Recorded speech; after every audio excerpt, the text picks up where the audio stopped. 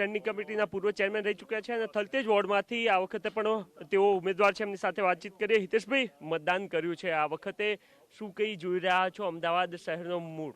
અમદાવાદ શહેરનું મૂળ જે રીતે જોઈ રહ્યા છીએ, અમદાવાદ શહેરના વિકાસ માટે લોકો મતદાન કરવા પ્રેરાય અને મતદાન સૌથી પહેલું મતદાન કરે અને સૌથી વધુ ગરમીના સમયની અંદર જે રીતે લોકો અત્યારે સવારમાં મતદાન વધુ થાય એ જ અપેક્ષા છે. અમદાવાદના શહેરના સૌ નાગરિકોને મારી અપીલ છે કે આજે મતદાનમાં સૌથી પહેલાં મતદાન પોતાનું કરી અને પોતાના પરિવારનું અને આજુબાજુના લોકોનું મતદાન કરવા પ્રેરવે.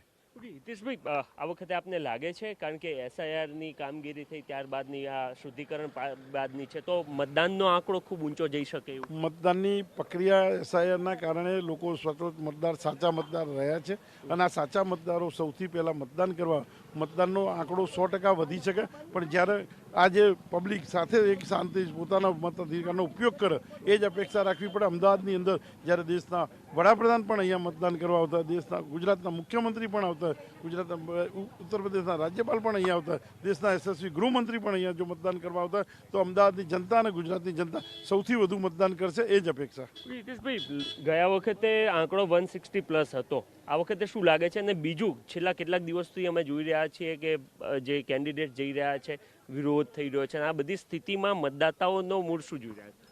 જે રીતે મતદારનો મૂળ છે માન્ય નરેન્દ્રભાઈની સાથે છે, ગુજરાતના વિકાસ સાથે છે અને ગુજરાતનો વિકાસ મોડલ જ્યારે દેશ સંપૂર્ણ દેશની અંદર હોય તો અમદાવાદ કેમ પાછળ રહે? તો અમદાવાદનું સૌથી વધુ વિરોધ કેવું કંઈ નડશે નહીં? હું જ્યાં સુધી જોયું છે, જ્યાં સુધી અમદાવાદ શહેરની અંદર જે વિકાસ કર્યો છે, અમદાવાદ શહેરના છેલ્લા 5 વર્ષમાં 21થી 26ની અંદર ખૂબ અસંખ્ય વિકાસ થયો છે. ખાલી મારા વોર્ડમાં 2084 કરોડથી વધુના કામ કર્યા હોય, જ્યારે અમદાવાદ મહાનગરની અંદર સૌથી વધુ વિકાસ કર્યો છે અને આવનાર દિવસમાં કરવાની આશા છે.